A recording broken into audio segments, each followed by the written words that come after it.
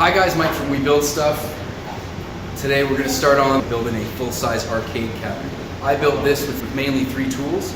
I used a circular saw, a drill, or different types of drills, and a jigsaw. You can do this entire thing with just these 3 tools, or you can do a couple extra ones a little bit quicker if you got a table saw. Enjoy. Basically, the first thing I did was I had to go shopping and buy stuff. Hardware like T-nuts, bolts, washers, lock nuts, etc. I think I ended up doing this with about 2.5 sheets of 3/4 inch MDF. Now, I'm just showing you a bunch of different tools that I've used, or that I'd like to window shop for, and you don't need to buy all this stuff.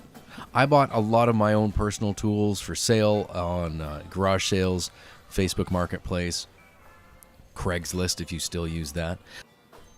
You're going to see a lot of these tools used throughout the video, and really you got to make your own choices of what you're going to purchase or rent or borrow depending on your situation. A lot of these tools I already had in my general toolbox because I've been collecting tools probably since I was 12. It's a bit of a problem, but you can always use more. I started by making some sketches on paper and kind of figuring out my rough size. A lot of this was based on, will it be able to fit through a doorway? And that was about it. I wanted it as big as I could, but could still fit through a doorway.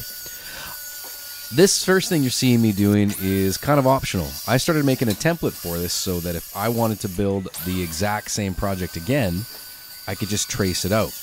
I already had some 1/2 inch MDF left over for some previous projects, so I used that. And this stuff worked out to maybe $20 worth of material when it was done. Now, what tools do you see me using? I'm using a circular saw. You'll see me use a jigsaw in a bit. But my whole goal with this specific project was to try to build something without the use of a table saw, bandsaw, and some of the larger tools. What could I also replicate in my backyard or in my kitchen if my wife wasn't home?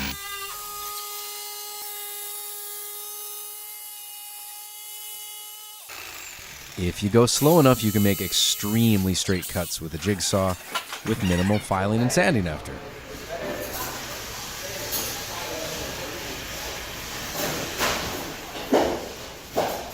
So while I do have plans available that I made in AutoCAD and the stuff on paper, things change as you build. I always try to use those initial plans as guidelines for how to get started. I kept simple measurements, things like 3/4, basic fractions, and I probably mixed up metric and centimeters in there at some point because that's just the way my brain thinks. But really, you need to design based on your specific need. I added basically every line so I could plan out where are all my blocks going to go, what is every single piece going to be, and I can get it extremely close to its final size by taking my time and drawing it with a nice sharp pencil. Not everybody's going to like this design, and that's okay. Build it the way that you want to build it.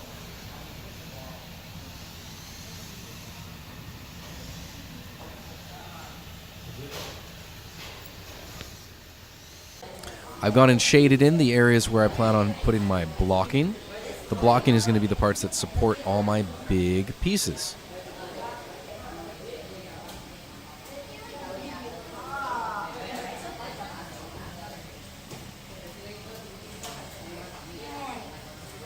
It also helps that I filmed this so that if I decide to build one again, I can just go back and watch my own video.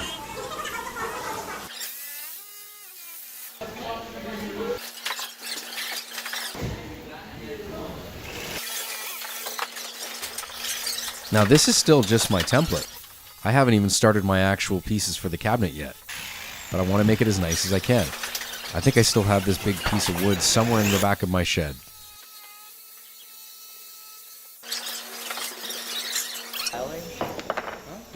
Now, I really tried to take my time to make my template as nice as I could.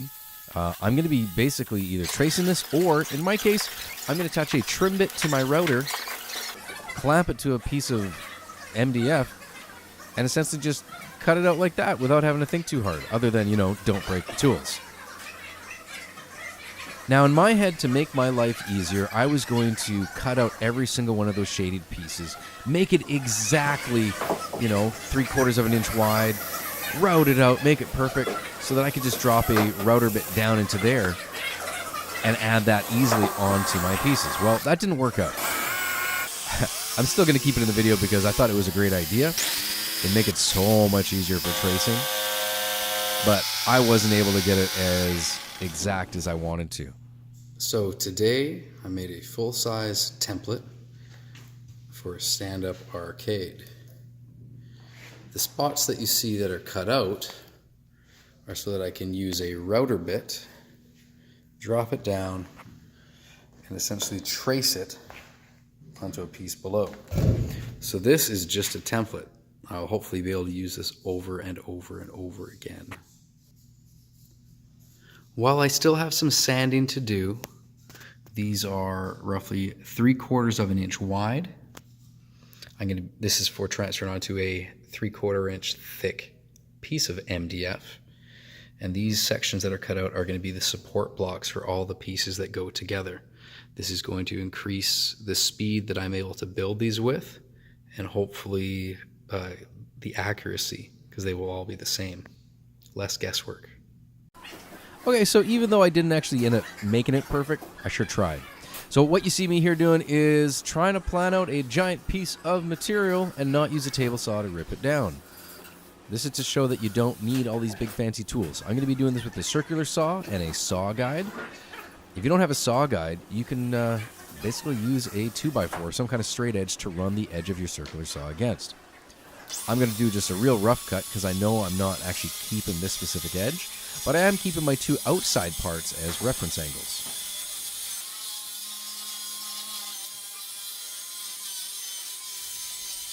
That being said, I think I cut pretty straight.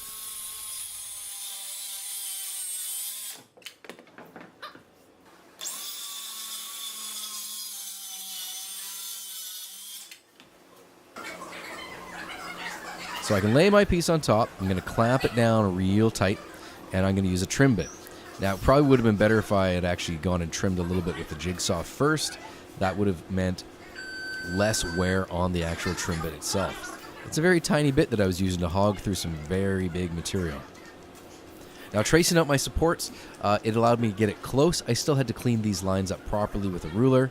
They weren't as exact as I wanted it to be, but they did work out, as you can see by the final product.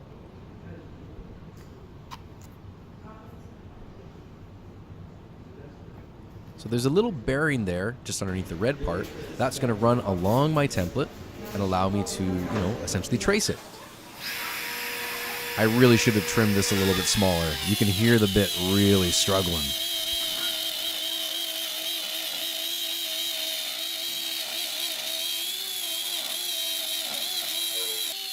A big downside to using MDF is that powder you see coming off. That stuff is very bad for your lungs.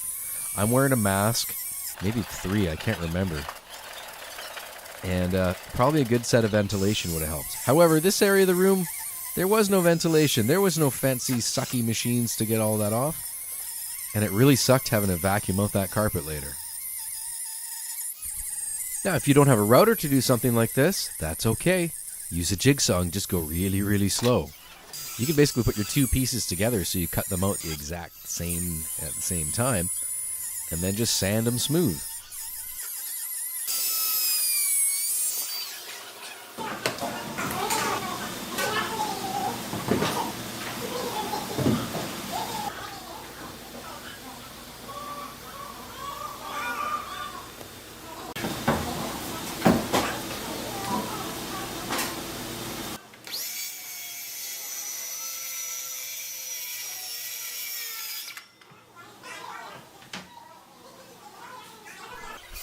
You know what I would really like to have? More clamps. You can never have enough clamps.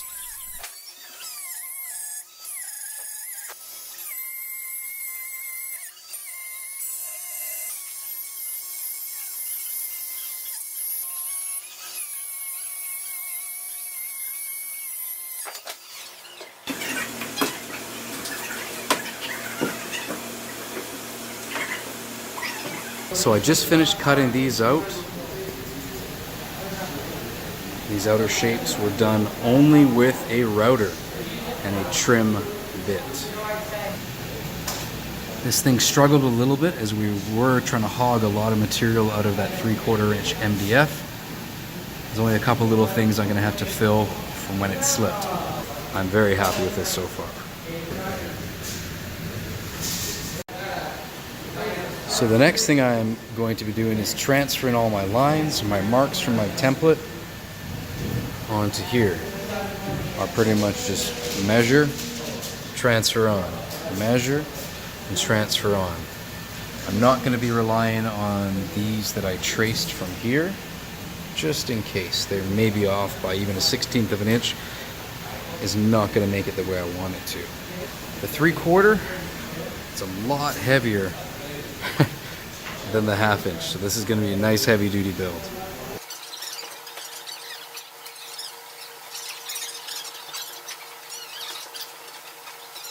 So this is how I know that tracing from my template was not quite as accurate.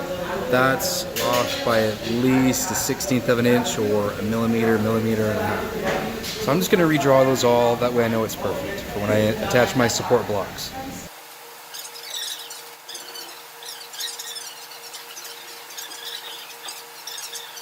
So I've transferred all my lines onto this first piece. I have made a few changes from my original template, and I'll just reflect those when I draw them onto my second one. Really, the most important thing is that they are all the same, so everything is even. Nothing's going to go on crooked. Let's go. Since this thing is going to be so heavy, I need some way to move it around easily. One of my local stores at the time, called Casterland, has been really good to me in the past and hooked me up with some nice set of wheels for this thing. I was originally going to have just adjustable feet at the front, but I ended up switching to 4 casters instead of just 2 casters and 2 feet.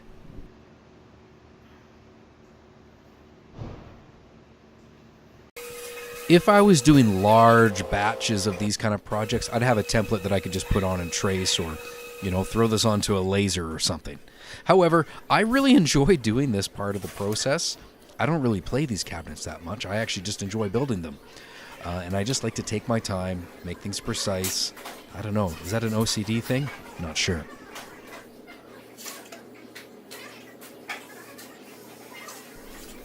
As I go, I try to make notes on the material or in my diary so that I don't have to remember what everything is meant to be. If I label it, it takes the guesswork out of everything.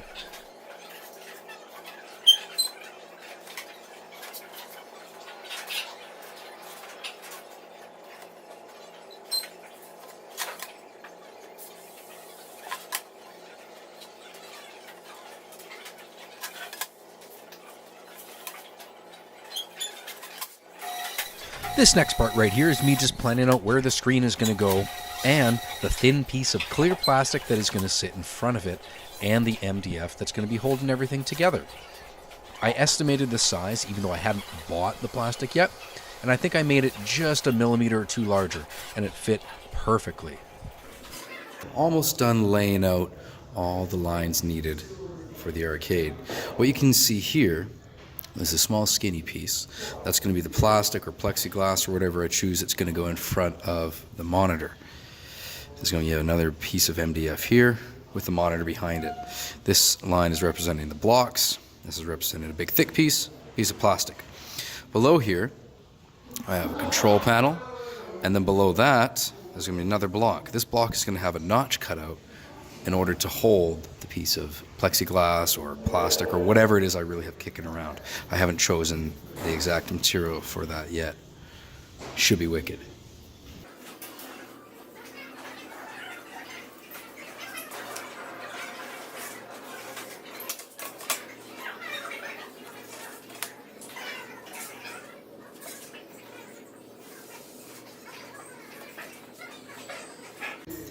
So in order to move this cabinet when it's all done, it's going to be probably over 200 pounds. I went and picked up some casters. So 2 for the back, and the front will have some adjustable feet. I'm going to locate them here. That's about 4.5 centimeters or 1.75 inches from the bottom. This will give it another 3/4, or in this case, I guess you'd call it about 2.5 inches travel here. The front will have adjustable feet, so you can level it depending on the room. I'm not sure if I'm going to be using these plugs or if I'm going to be using a T-nut sandwiched in between here yet. I'm going to see as we go throughout the build.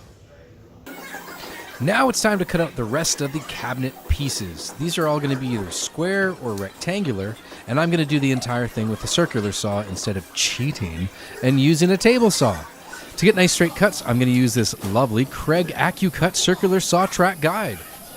If you don't have a fancy guide like this, don't worry. You can pretty much just strap down a 2x4, clamp down a 2x4 instead, and run your saw against it so it gets nice and straight. Just cut slowly.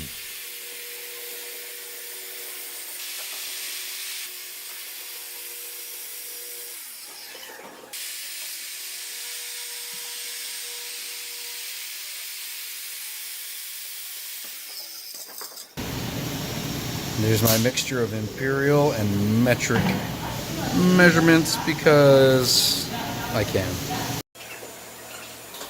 I make all my main panel pieces to be 81 centimeters wide, or about 32 inches, and I continue to use the circular saw with the track guide to get decently straight cuts. Again, I would love to be using a table saw for this, however, I wanted to show that you can actually get this done with other tools at your disposal.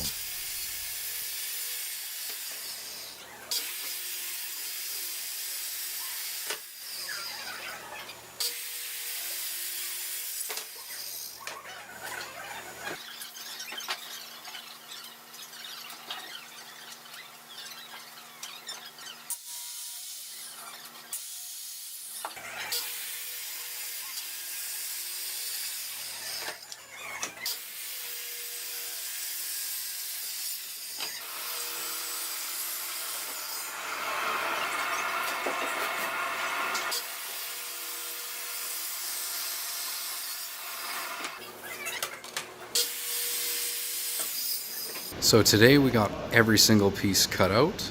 All the measurements were finished. So instead of going right for my original plans, I've just measured based on what I've created here. Labeled everything. So for example, top 23. I'm going to cut that after. There's my piece. Top 23. All of these are cut out. This thing is going to be crazy heavy. So I think I'm going to rethink my casters on the bottom. Instead of just having 2 wheels and front blocks, I'm thinking we're doing 4 wheels for easy transport, and 2 of the wheels will have locks on the back. Let's see how that goes. The next thing I'm doing is adding slots around the outside of my pieces for T-molding. I'm using this scrap piece, a little bit extra, to try and make sure my bit is perfectly centered before I actually go to my final pieces. Do a small adjustment here and there, measure it, make sure it works good. The T-molding slot cutter runs on a bearing, so it just goes close to your piece. And those 3 little cutters dig deep. Still got to go nice and slow though.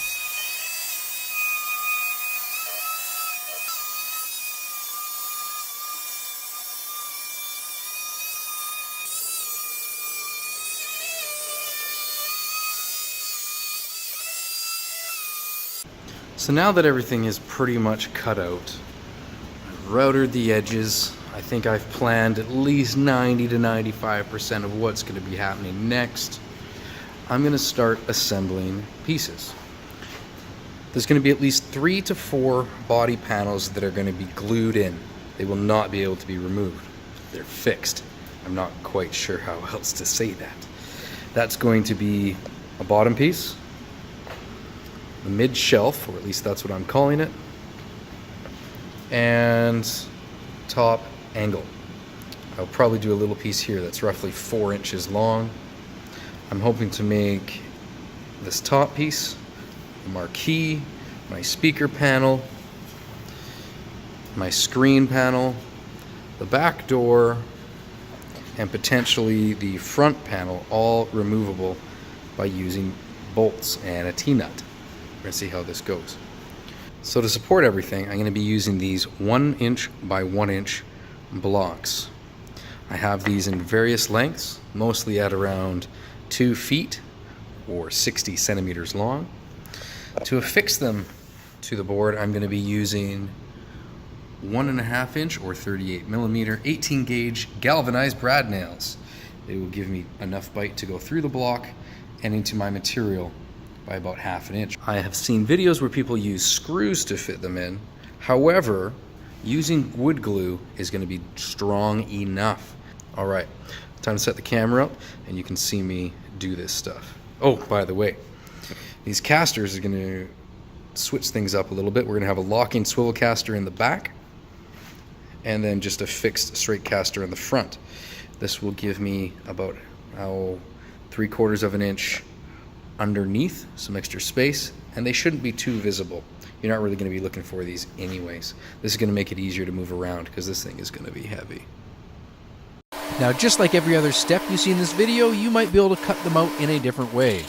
To prove that I'm only using hand tools for, well, most of the project, I grabbed a saw and started chopping these.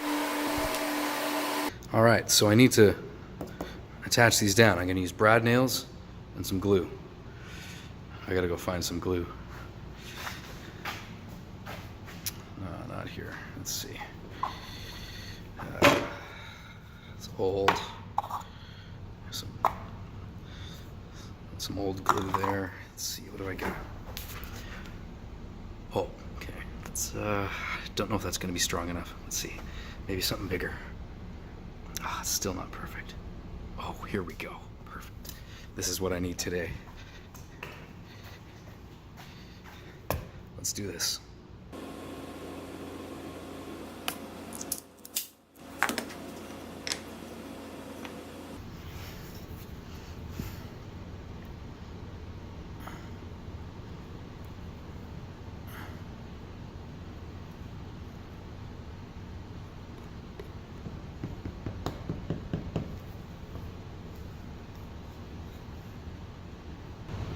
Most important steps is getting everything as lined up straight as you can. If one of these is crooked, the whole thing's just going to be wobbly if you try to force things together. That's an extreme example. Get it as close as you can. You can use as much glue as you like because you can wipe it off after. Anything that squeezes out, no problem. Nothing's coming through the bottom. That's good. Let's do this thing.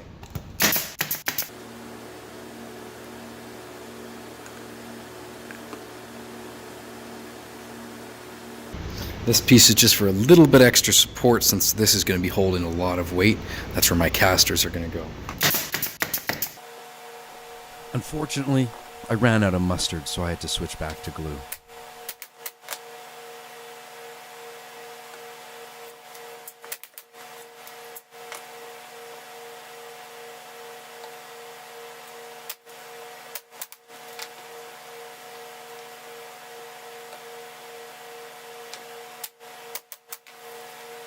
So the process shown here is pretty much the same for every single one of those blocks. Add some glue, add some nails.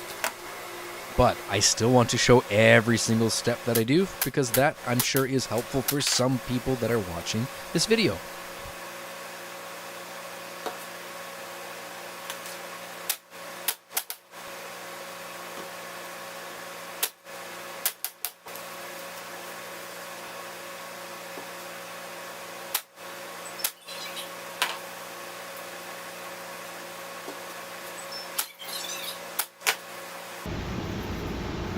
So this slot, that's here for when I drop my plastic or my screen protector in.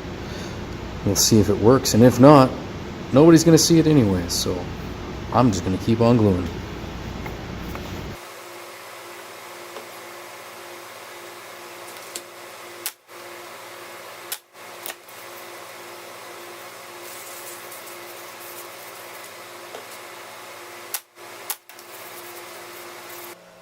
Are you noticing a pattern here?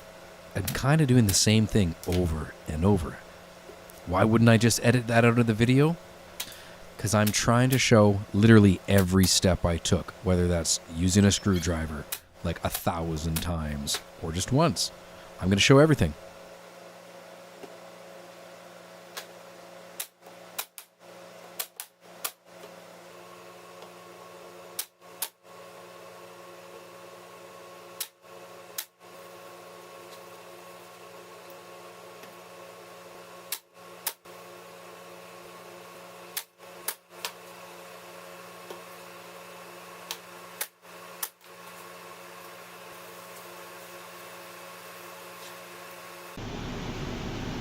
So now that I have pretty much all my blocks in, minus the screen and my marquee blocks, it's time to start attaching my permanent support pieces.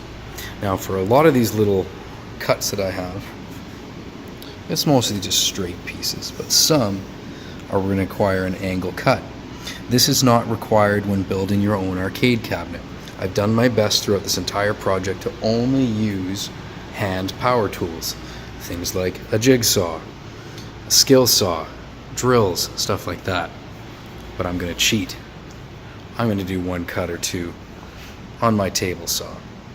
This is not required when building an arcade cabinet, especially when these are areas that nobody can see. But for me, I've got one angle here. It's my top angle piece where I kind of want to do an angle just to make it look really nice. One thing I might do is actually cut my angles a little bit more. So if it's 15 degrees, I'll cut it at 20 just to keep my fit, because from the outside you're not going to see a thing. This will allow me to figure out exactly what it is for future projects. I unfortunately shouldn't have put my blocks in yet. I should have done my measuring, but this seems to be about 15 degrees, so I'm going to cut it around 20. Now you can also do this on a circular saw or skill saw. You can just change the angle on it, put a straight edge against, and still do your cut. But I was running out of time for this project, and I just wanted to get a couple of these things done before I went home for the night.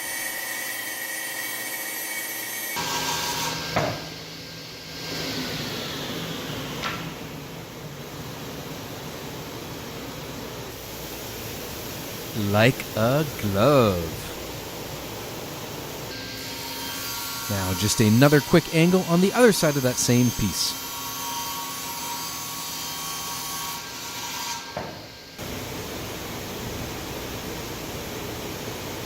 So now that I have all of that done, it's time to start attaching these solid pieces. And it's just dawned on me just how big this thing is going to be. I'm going to need some help moving this off the table later, but I'm going to do the most I can here before I attach the top piece.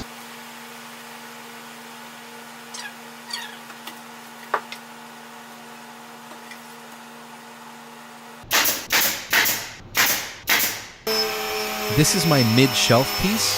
If I don't router it now, I'm going to have a real hard time putting a router in it after. That's for the T-molding. Again, decorative but optional.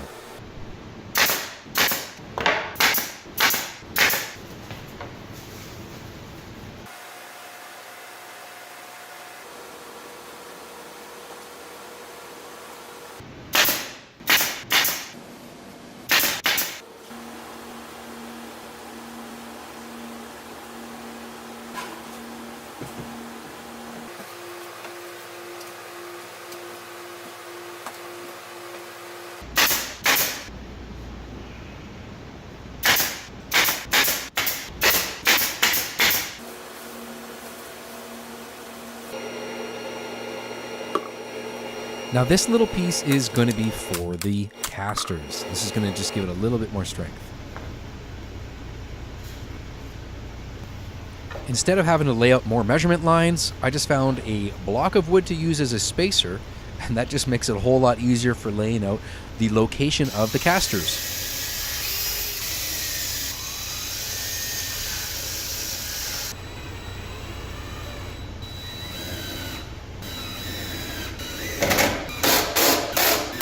The rear swivel, instead of it being right up here, it's kind of useless if it can't quite do all of those turns. So I'm going to be dropping it down enough for at least that much, I think. I don't think it's going to need to be able to do full corners. And this way it doesn't get stuck there either. So I'm going to draw that in right about there.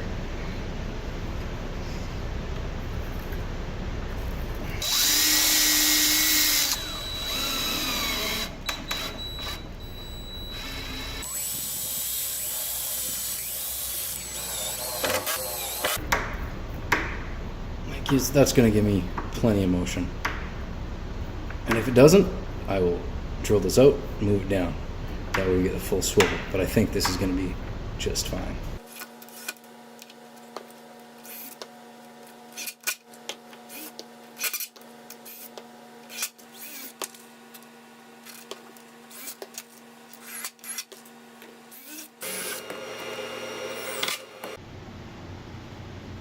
So this is exciting.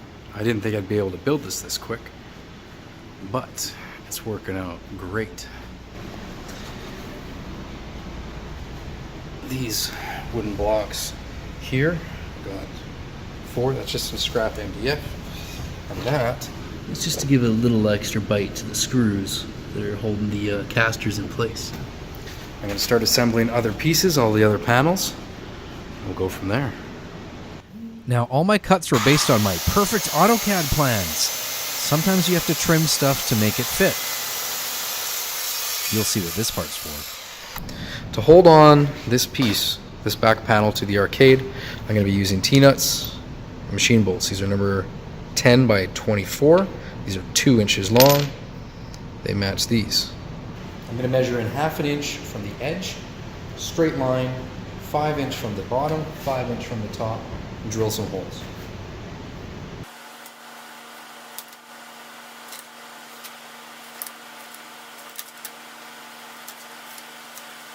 I'm going to be using 2 different sizes of drill bits. So the smaller drill bit is meant for the bolt, that's just a through hole. And the other drill bit is going to be used for the T-nut, as this outer part here is slightly larger diameter than the bolt itself. It'll make sense when I do it.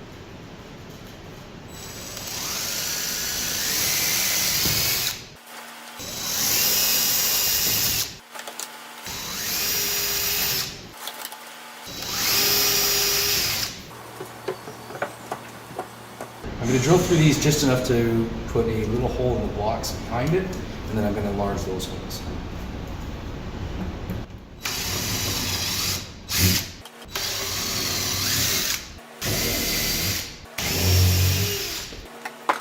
I'm going to use my larger drill bit for here, and install the T-nuts.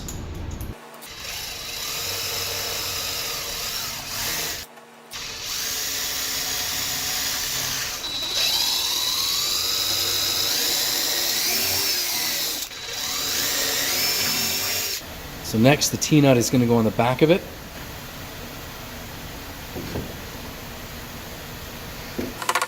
Some people are content with just hammering it in and leaving it. I'm going to put a little block of wood just behind there to prevent it from falling out. And I'll show you that in close-up after. I'm going to nail in a small wooden block, just enough to still let the bolt go through, but just to hold in that T-nut, prevent it from falling out. I've had that happen in the past, and it's quite annoying to have to open everything up just to reinstall a T-nut. So a little bit of glue, nail, 1 or 2 is good. And now it's going to stay in place, no problem. I'm going to do that to the rest of them. So I've done that to all 4. 1, 2, 3, 4. Let's install the back panel now. Almost any time that you're going to see one of these, I'm going to put a finishing washer on it. I've got these at Home Depot or just about any other hardware store that'll sell fasteners like this. It just gives it a little bit of a nicer touch.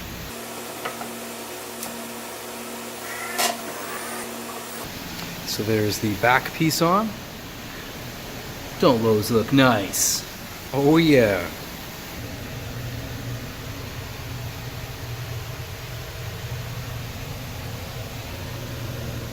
I'm going to do the same thing now with the front panel.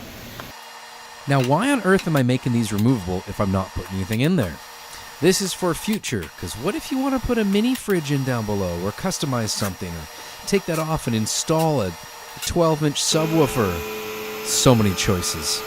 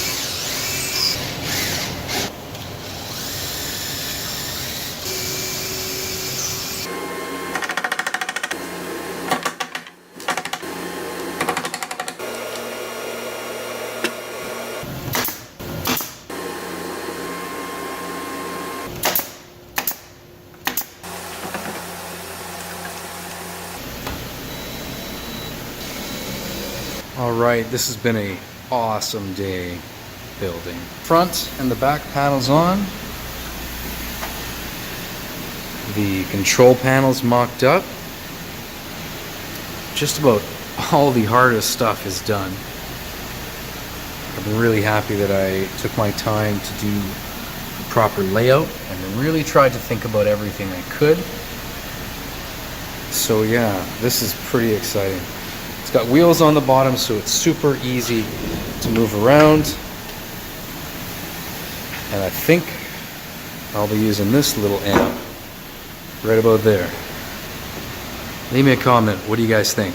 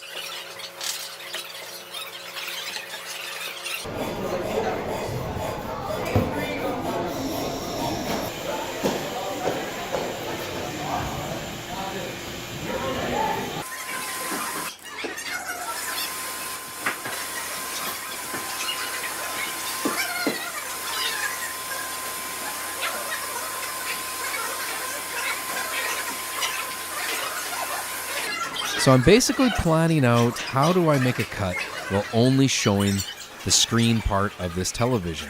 I want to hide the border and all that stuff going around it, or pretty close. So I'm taking my time, measuring it, make sure it's in the middle, even. Oh my god!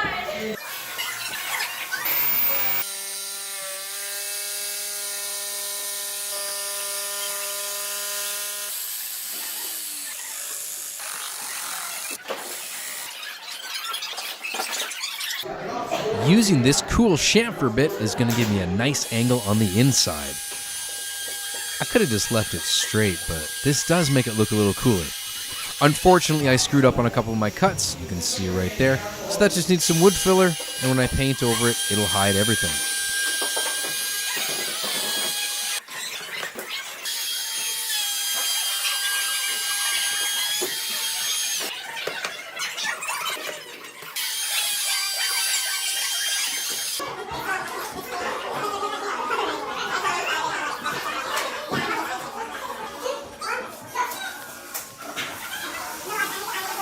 Top piece on, my speaker holes cut out and the panel attached.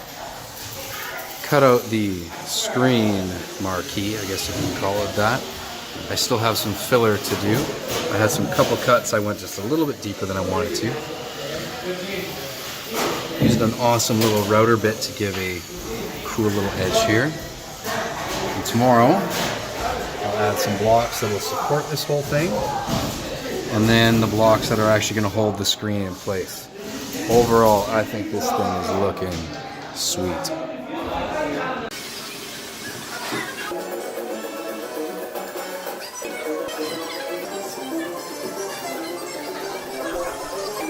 Now, I started doing this method for attaching monitors a few years back, and I've kind of just stuck with it. Changed it up for each screen, because every screen has a different shape on the back. But overall, I find this works out pretty good. I take a couple more pieces, just like the blocks I use for support on the inside, figure out my measurements for where they're going to go, and where they're going to attach to the TV. Lay it out, glue them in, maybe add another T-nut. The T-nuts are going to allow for some removable clamps that I custom make based on the size of the TV. You'll see that in later detail as we go.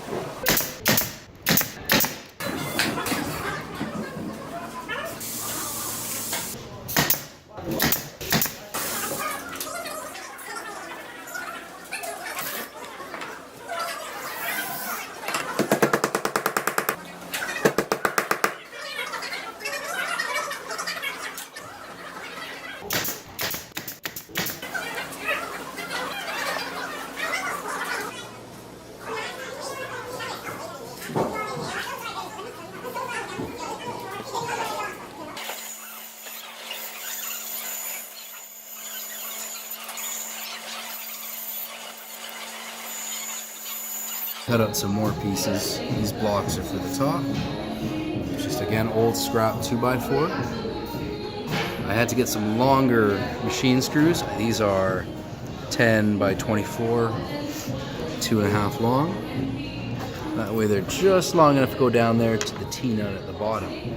Same thing over here. These are just, again, simpler pieces. They will work just fine. This is not going to be under a lot of forces, so it shouldn't be going anywhere. So this is the simplest way that I found for mounting for cheap material. I still can't believe that I used up all my mustard already. Having to use regular glue, I guess it's okay. I'll be all right.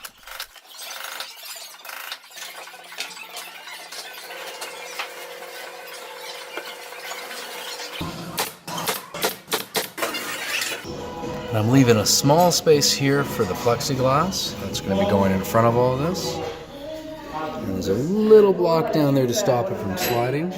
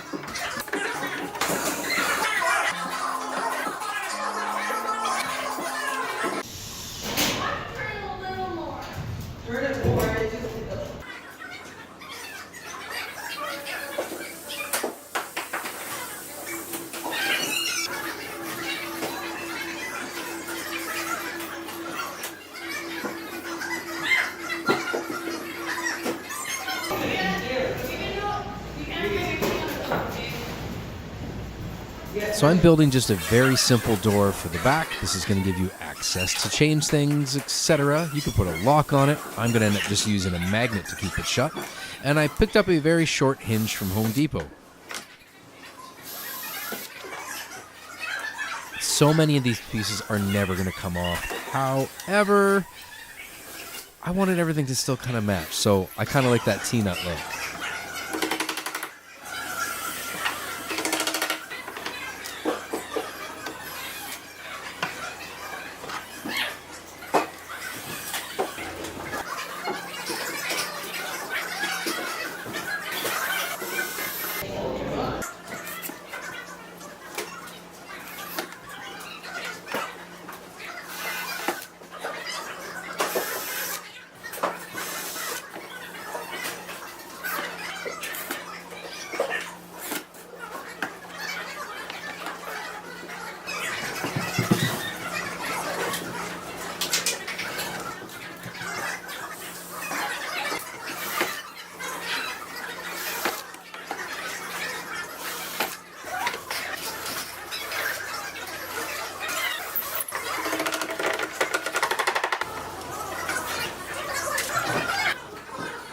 What I should have done was put a small shim under the door so that it doesn't rub when closed.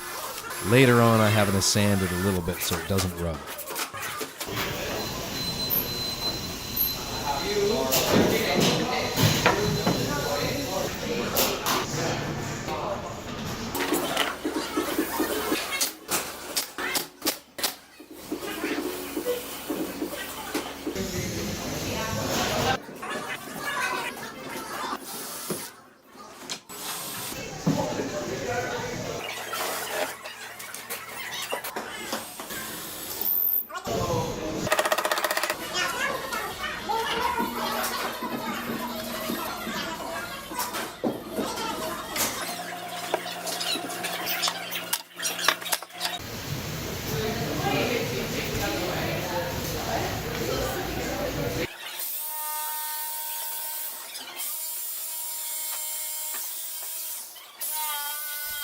This is totally one of those special jigsaws that makes fun sounds, you know?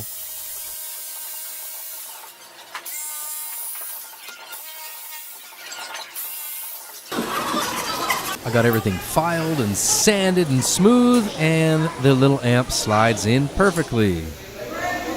I'm just going to hold that down with some screws.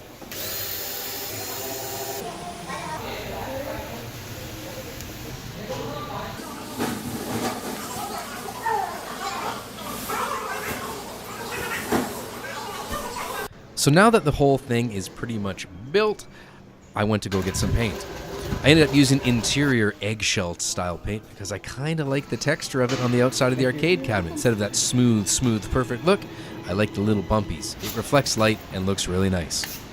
Give everything a really quick sand to make it smoother, and then fill up all the little scratches and mistakes that the paint won't hide. All right, time to prime it all so the good paint sticks to it.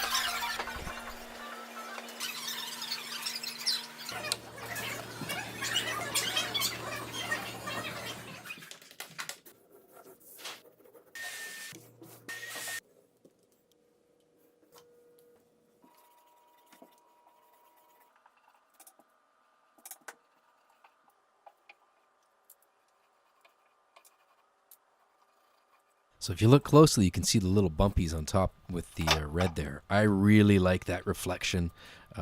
It's a cool little texture. Personal preference. Paint it the way you want to. A lot of people just do a basic base coat or none at all and put a giant sticker or some kind of vinyl artwork attached to it. Not for me on this one, though. So today, priming's done. First coat of paint on the arcade in all the important spots. There's no need to paint the inside. That's a waste of paint. The other parts have been painted as well. They are currently drying. Color scheme is black and red.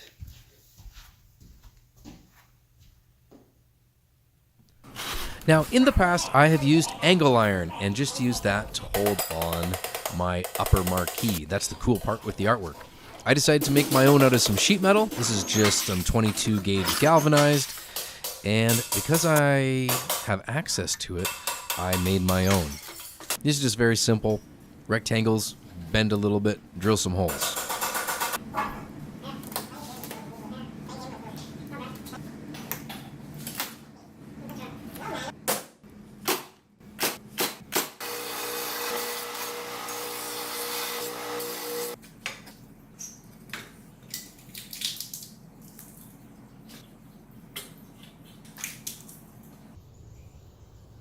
So just like everything else in this project, I am customizing every single piece. That's kind of a curse, but it's so much fun to make these. Paint time.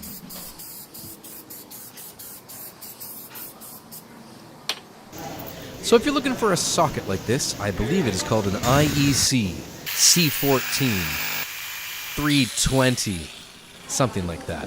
You'll see me wire this up later in the video.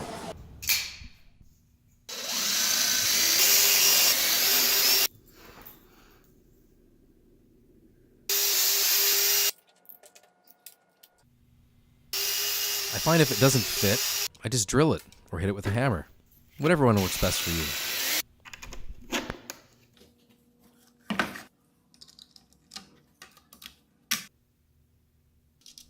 Now, while I'm not sure of the exact same speaker setup, I pretty much just looked up for speakers with a grill that was about the size I was looking for. Something between a 4 and a 5 inch is going to have plenty of power for those, really high tech, fancy, retro 8-bit audio sounds.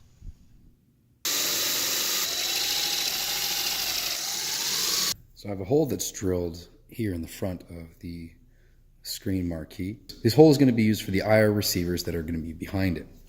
One will be the remote for the TV in case any changes need to be made through there. And the other one is this little device here. This is going to be hooked up to lights. This is the RGB control box, IR remote control. And there's a little IR receiver that's going to be hidden underneath there. Also has a remote here. So this piece goes on top of the control panel. It's going to make it just look a little bit cooler and shiny since I'm not adding decals and stuff to it. This one's just going to be red with the buttons. As you can see here, I've kind of laid it out in Photoshop. That was fun. And that's kind of the layout and look I'm going for. I'm using white and black buttons and joysticks. I find the more times that I drill pilot holes, the less time I get sad. If I drill those pilot holes first and then drill it with my 1 1/8 Forstner bit, it's going to work a whole lot better. This also allows me to transfer my design directly to my control panel.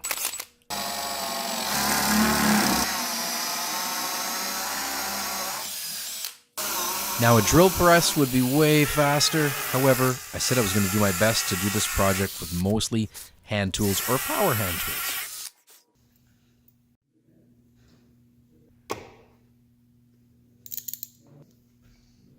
Now, I keep telling myself that I'm known far and wide for eyeballing, measurements.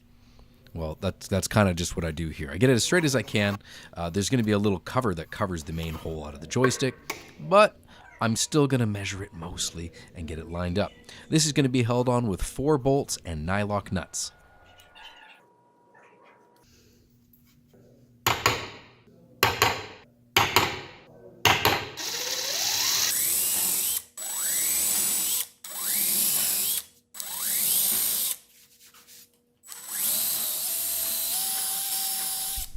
Now these bolts are eventually going to go underneath that plastic sheet, so you won't be able to loosen them or tighten them, but they shouldn't be going anywhere. Because the plastic sheet is going on top, I need to add a countersink so that the head of the bolt is flush with the top of the control panel. Now some of my favorite parts of doing these arcade cabinets is when they are finally starting to come together. They're painted and I can finally assemble things and not have to keep taking them on and off to check for fit. We're going to see this thing fire up real soon. There are so many different ways to attach a screen to the inside of an arcade cabinet. This worked for me in this project, but what I started doing after this, I do this as well, but I add a little bit of exhaust strapping behind it. They screw into those 4 holes in the back of the screen. I think they're called VESA mounts. And I screw that into the side of the cabinet as well. As long as it doesn't fall out, that's a good day.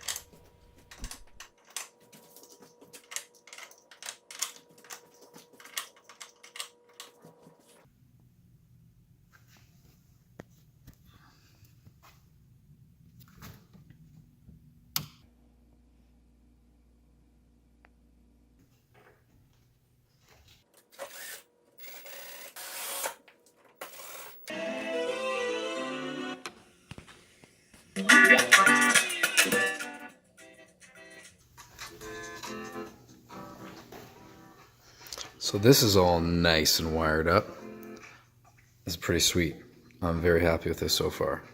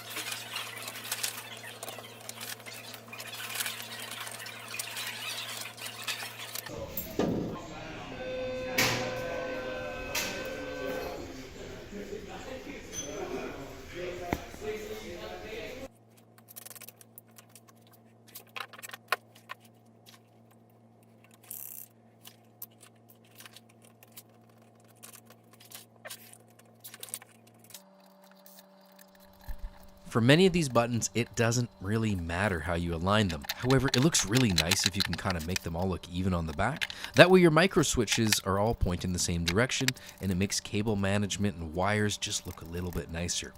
Despite the fact that it's hidden on the inside, it is nice to be able to take things on and off easily. So these are the encoders that came with my joystick and button set. They have a set of numbers and letters on the back.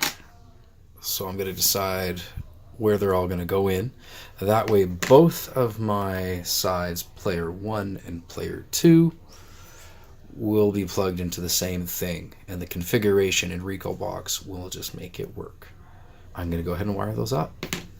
I find attaching my cables to my micro switch before I put them on my buttons tends to work a little bit easier. It's easier for me to get things in there. So I'm just going to go ahead and attach those all now. Hopefully there's no broken connections. That's going to be a pain to troubleshoot if I need to. Now it doesn't really matter which color goes where, because when the button is pressed, it's going to basically just close the circuit and it's going to work.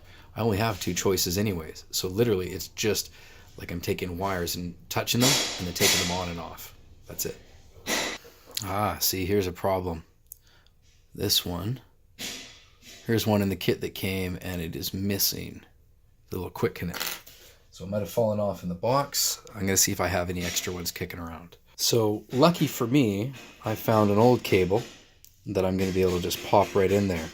This uses, I believe it's called a DuPont connector, and that is the same as what's in there. So I'm going to pop that blue wire out and stick this one in. If you're lucky, you never have to worry about these things. There we go. That just popped out. It has the same style connector. And let's just push this one right back in.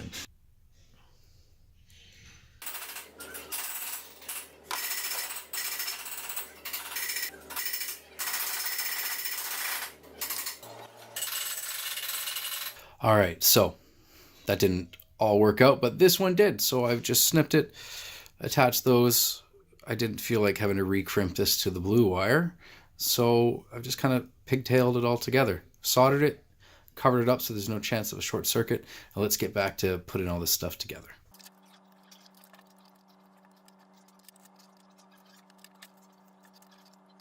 So I just realized that I had a bunch of extras. I didn't actually need to do that, but that's okay. Live and learn. Let's keep on going.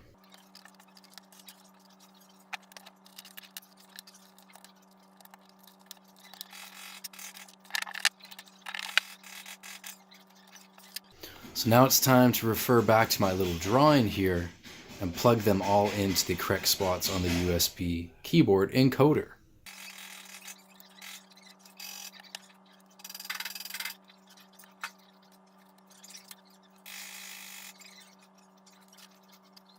I'm just going to screw it right on there. So I'll drill a little pilot hole and screw it on.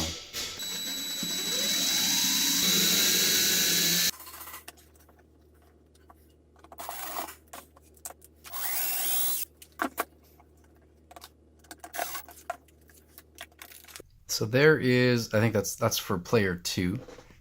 Everything looks pretty clean. I'll throw a zap strap around this to kind of tie them together.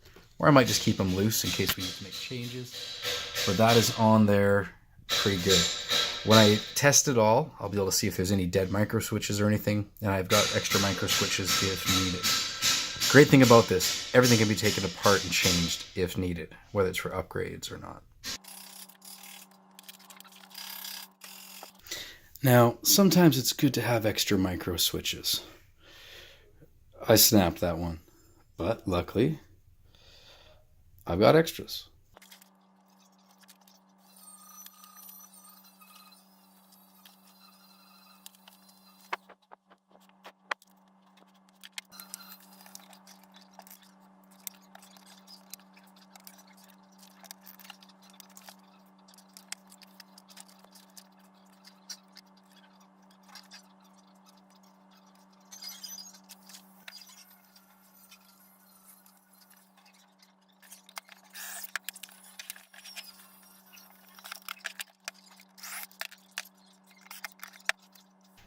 Alright, so player 1 is now wired up.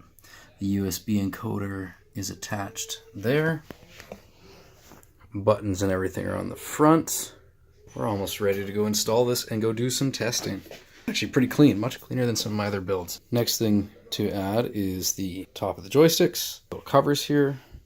And to hold them on, I could just screw them in place really tight, or I can add some Loctite. This one's seen some use.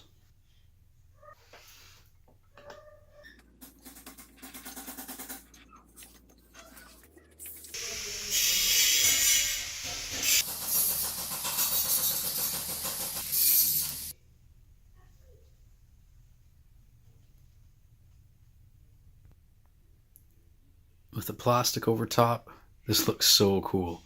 I really like the clean look of it. Now what you could do, if you wanted to, you could have added artwork and then put the plastic on top. But I really just like this color scheme, so we're going to stick with this. Now, I don't show how to wire everything else because you might have different hardware than me, whether you're using a Raspberry Pi, an old Droid, or even a small computer inside there. There are so many different types of front ends for these arcade machines. I've been using Recalbox for years since I started out. I like it because it's simple and I don't have to do a whole lot of programming. If you want to do programming and really customize things, yes, there are many different front ends choices, RetroPie and other stuff like that. I wish I could give credit to them all, but it is super easy to find the resources. I taught myself all this just by watching other YouTube videos and reading forums. If I came across a part where I was stuck, I would just Google it and look it up. Setting up the controllers is pretty easy as long as they are responding. If they're not responding, that means you might have a dead wire, dead micro switch, or something else on the inside that might require further attention. Now that I can confirm that my buttons are actually doing something, I finally get to test this with something more than just an Xbox controller or a keyboard.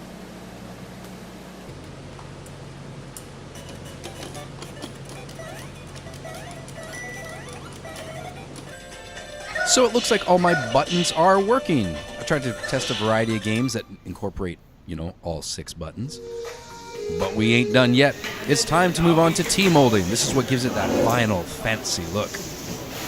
You can buy fancy tools to do this, but I'm doing it with just a hammer, an X-Acto knife, and a small set of diagonal cutters. Every time I reach a corner, I usually have to snip a little bit of the spine out, and that lets me wrap around the corner without getting some weird bulging mess on the outside of the T-molding. Now you don't have to cut off everything, even though you see me cutting it all off. You can just do small notches instead, take a little triangle shapes out of it, and it tends to fit pretty good. It does stretch.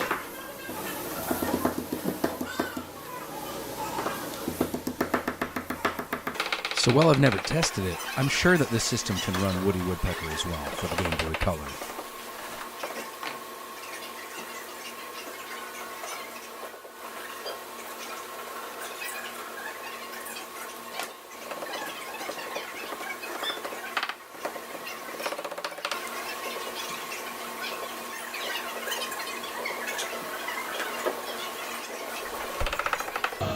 So here you can see where I have a very slight curve, so I'm not cutting everything out, but those little notches will allow it to stretch easier, and those spines really do grip in there where I routed out for the T-molding.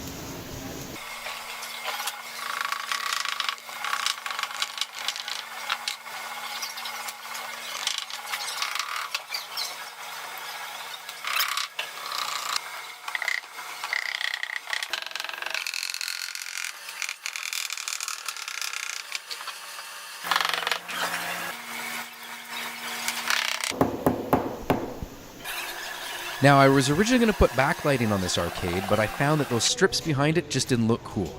So we only did the LED panel behind the upper marquee. I basically just glue gunned that thing down to a piece of MDF, which I mounted behind the artwork. I got this on Amazon, and it came with a remote controller, and as you may have remembered earlier, there's an IR receiver that is just below the monitor. There's a small hole there.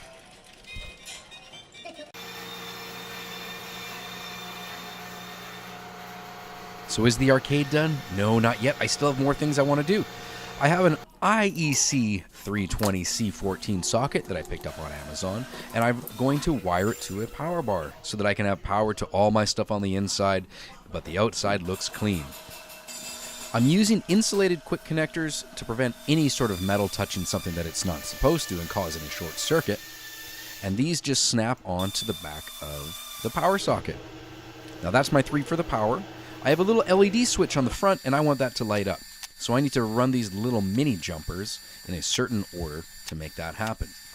Now you're always going to want to check with your wiring diagrams depending on what hardware you are using, but I will show it on the screen for what diagram I use to make this work. There's also a fuse that didn't come with it, and I had to buy that separately. You will notice that the yellow connectors are not insulated. I did end up switching those out and putting in proper insulated ones, but this is all I had on hand to fit those specific little connectors. Temporarily, I wrapped some electrical tape around it just to make sure they don't touch. So here you see the fuse, it just pops in, and there's also room to put a spare one, but I don't think you're going to need it if you wire everything correctly. Now it's time for a little test. Will it work? Of course it will. Now, be aware, don't plug in stupid things into stupid places.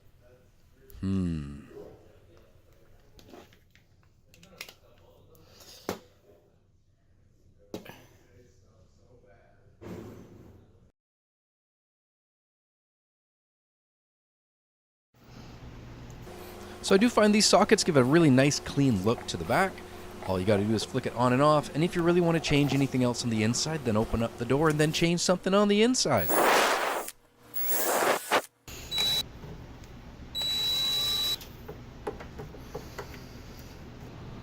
Now, if you're worried about things getting a little spicy on the inside with all those electronics, you should set up some sort of fan system or at least drill a hole in the back to let air flow. I'm going to mount these in such a way that one is going to suck air in and one is going to push it out as an exhaust. That, in my mind, should allow it to circulate. Now, you could probably figure out a better place to mount these. Maybe put one up top, one at the bottom. I just put them side by side because it looked clean, and I think it's going to be okay.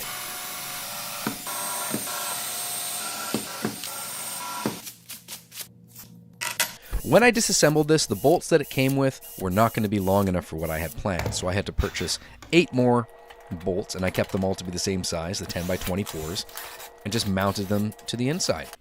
But the grill on the outside looks pretty cool though. I use nylock nuts so nothing comes loose. Now, I have never been a master of cable management, especially if you can't see it. That's just my personality, but I did try to make my thing look kind of clean. So busy today. Got most of the cable management figured out. There's a lot of cables, so there's a lot to manage. But the big thing was tying them down so that they kind of stay in place. That's just the intake and exhaust fan, powered by USB, which is just plugged right into the television. I got this mounted here, lots of space for extra, but I have an expansion here because of these large ones here. I'm really excited to get this thing going. It's almost finished. Tomorrow I will be adding the additional T-molding to there and the artwork up front on the marquee.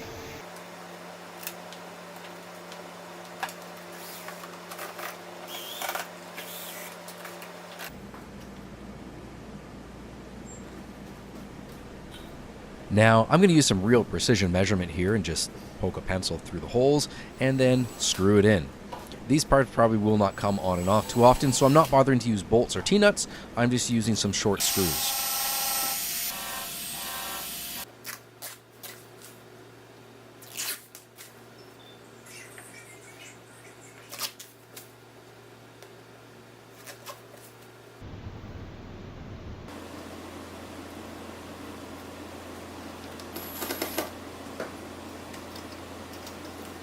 There are very many different types of artwork you can use for your marquees. I based mine on what the sponsor of this video wanted, the person who was funding this project. They wanted an arcade theme with a little bit of Mickey Mouse on it.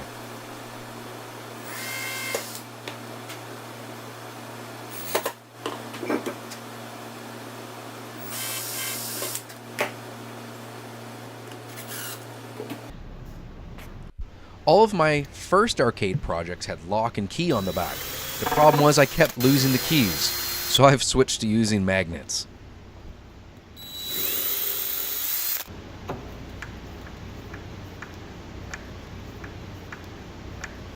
So one of the next steps I'm going to be doing is adding an external power switch to the Odroid XU4, just in case maybe it needs to be hard reset or rebooted, or maybe it's just not turning on and you don't want to open the back of the panel a whole bunch of times to do that. So easiest way is we're going to take these wires and I'm plugging them into pin number 1 and then pin number 12.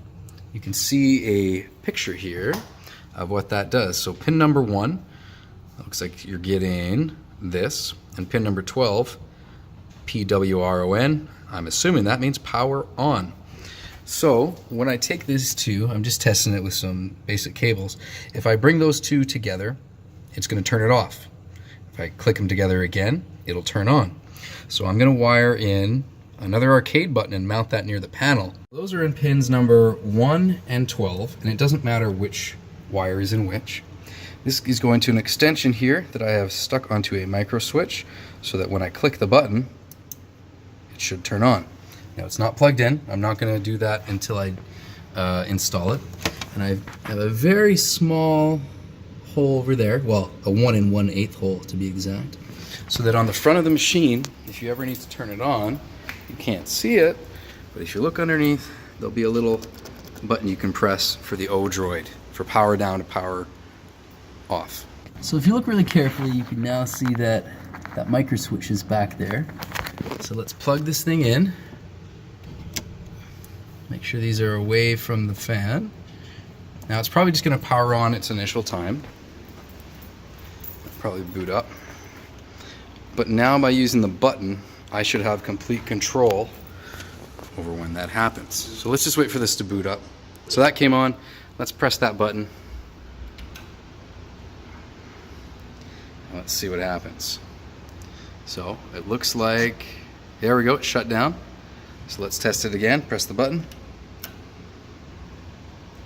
Give it a moment. Let's see if it sends a signal there. There we go.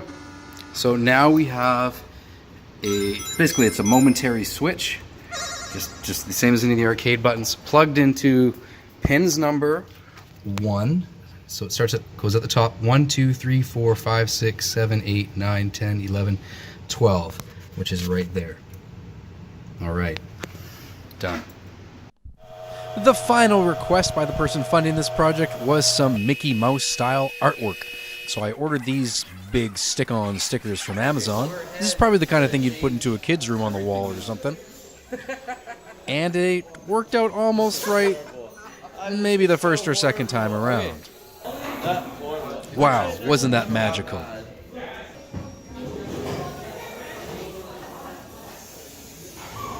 Recommend it though.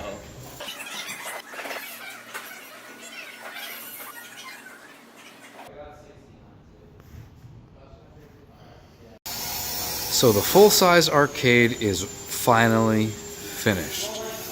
Everything is done. So let's do a little overview of this thing. We have a backlit marquee.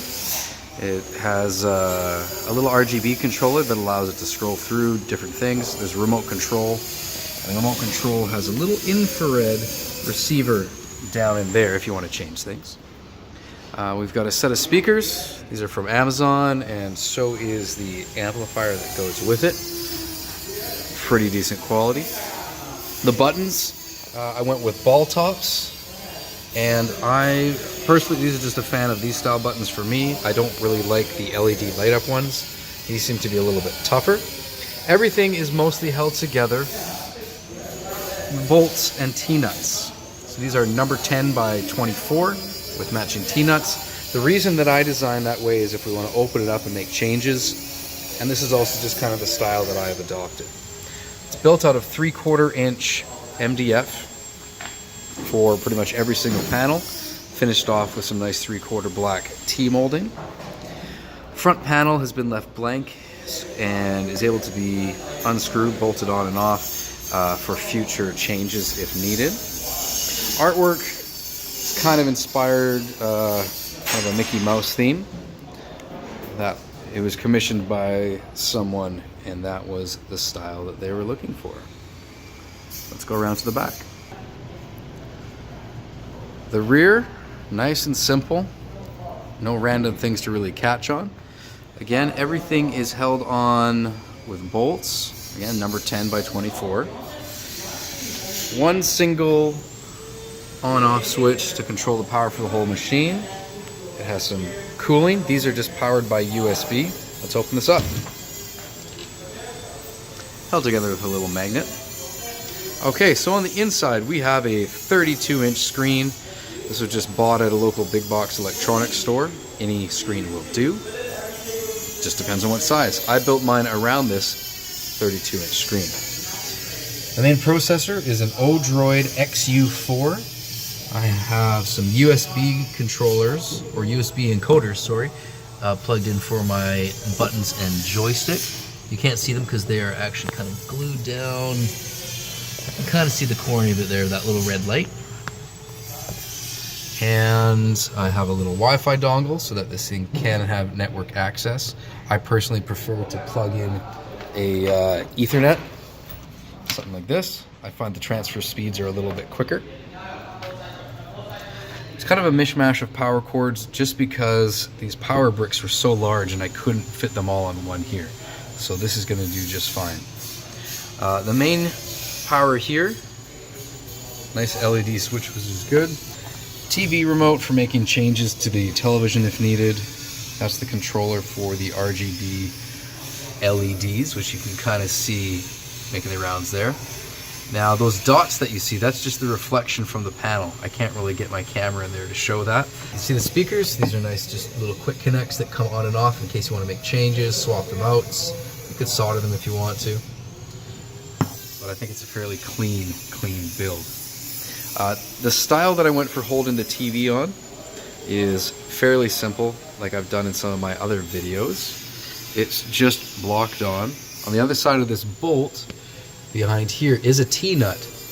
This piece of pine is glued and nailed to the screen support here, so it's not going anywhere. This is very strong. There's two on the bottom as well. Inputs on the TV are just HDMI, and there's the headphone out, which goes to the amplifier. If you wanted to, you could just use the television's speakers, but I wanted to have exterior control. What other interesting stuff do we have?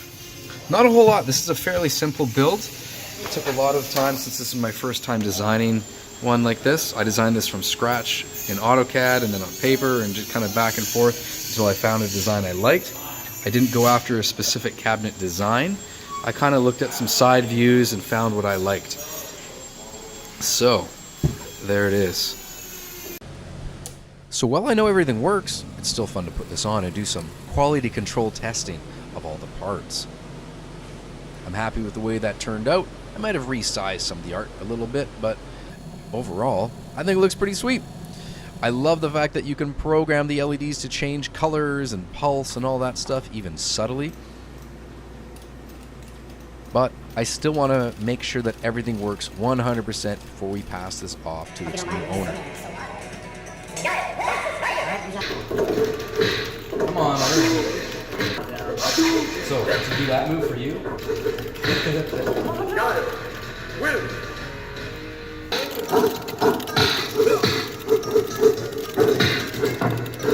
Hands of an artist. I should have moisturized. Oh no! I'm almost there though. I feel it.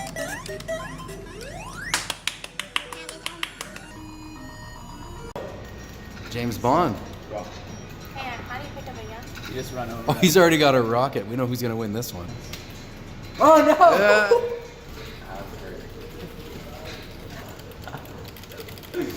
Just do the same move over and over again. No. No. How dare you? The cool thing about these arcades is if a part breaks, you can take it off and replace it. All those little micro switches do have a lifespan, but they're all very easily user replaceable. I mean, if you've built this, you can probably replace anything.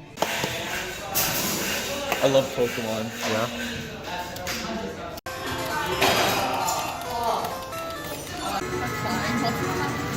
How do I use it?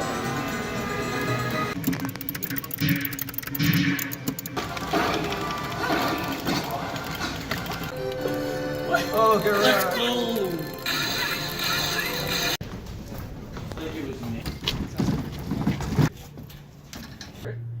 Bye-bye. There we go. So you made it through that entire series. Thank you so much for those of you who watched the whole thing. I really hope that it was helpful. And, leave a like, subscribe, ask questions, leave comments, try to help other people. That's what my channel is really all about, is hopefully inspiring others to just build stuff. Anyways, thank you so much. I originally built that arcade back in 2018, and I kind of just got to editing it now. So about a 4 to 5 year difference. That's all it. Have a great day, everybody. Bye.